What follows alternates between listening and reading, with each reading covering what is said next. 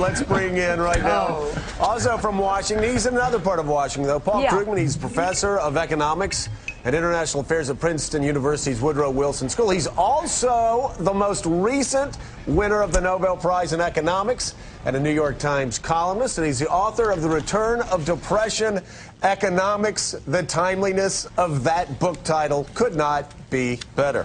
Thank you so much for being with us, Paul. Greatly appreciate it. Well, good morning. I want to start.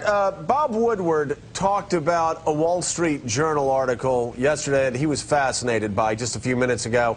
And it was, what fascinated me the most was that you had Bernanke deciding, along with Paulson, that they were going to stop Bank of America from dumping Merrill Lynch and then go on and guarantee another $118 billion to cover bad debt. We are in such uncharted territory. How do economists get their arms around what America's going through right now? Well, you know, we got a couple of parallels, a couple of precedents. They're not encouraging. There's the Great Depression. A lot of this looks like, you know, the 21st century version of the early years of the Depression.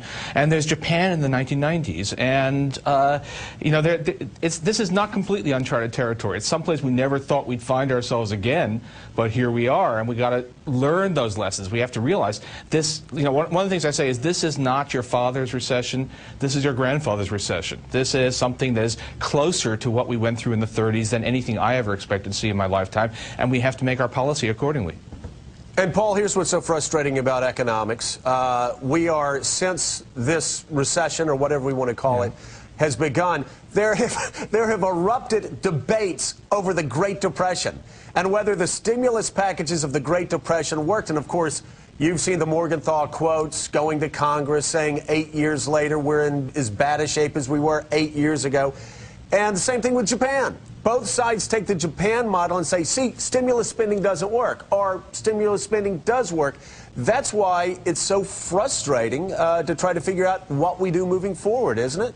Well, and you've got to remember also, first of all, there's no licensing requirement on economists, so anybody can say they are one. And of course, it's political. You know, a lot of people in this are starting with their, you know, starting with what their political position is, and then deciding on their economic theory to back it. But look, you know, I have this book, Return of Depression Economics. It's actually a reissue and massive update of a book I put out 9 years ago, which was motivated largely by the Japanese experience. And so I'm taking what I saw about Japan in the 90s and saying, look, let's apply those lessons here. It's clear. The Japanese, when they were really pushing hard, when they had strong programs, when they spent a lot on trying to buck up their economy, it actually did grow.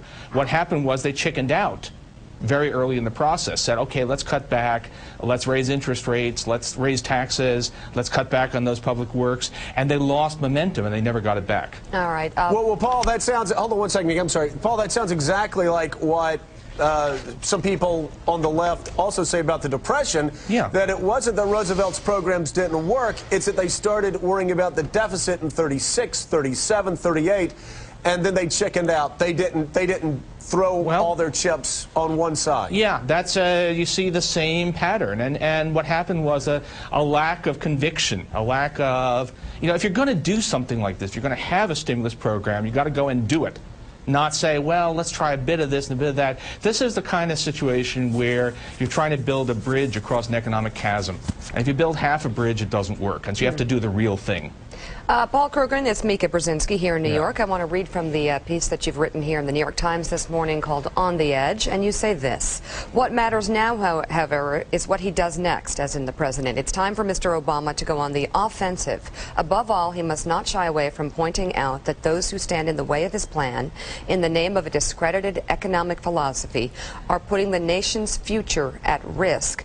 The American economy is on the edge of catastrophe, and much of the Republican Party is trying to push it over that edge. Are they trying to push it over the edge, or are they pushing back on a pork-filled plan that goes against the principles of stimulus as defined by Larry Summers? Well, first of all, the pork, you know, endless speeches. You try and add up all of the things that they're talking about as pork, and some of them are actually good programs. But anyway, there are a few $1 billion in a $900 billion plan. They're picking out tiny things. They're picking out small punctuation errors and saying, oh, this whole thing is wrong.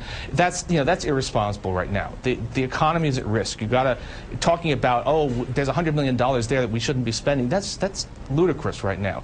Now, what Larry Summers said, the quotes everybody's using, those are quotes from a number of months ago. Those are when we had, or at least he had no idea how big and how deep this thing was going to be. They're when it looked like an ordinary garden variety recession. That's not what we're looking at now. The world has changed much for the worse since the early fall, and this is a, you know, if you thought that this should be temporary, everybody's forecast now says that this is going to be 3-4 years of high unemployment if we don't do anything, maybe more than that. So picking quotes from what, you know, an advisor to the president said back when the world looked a lot less scary than it does now is just a cheap shot. I think we could also just look at what the definition of stimulus is and see if this matches. Pat Buchanan wants to jump into the conversation. Yeah. Pat, take it.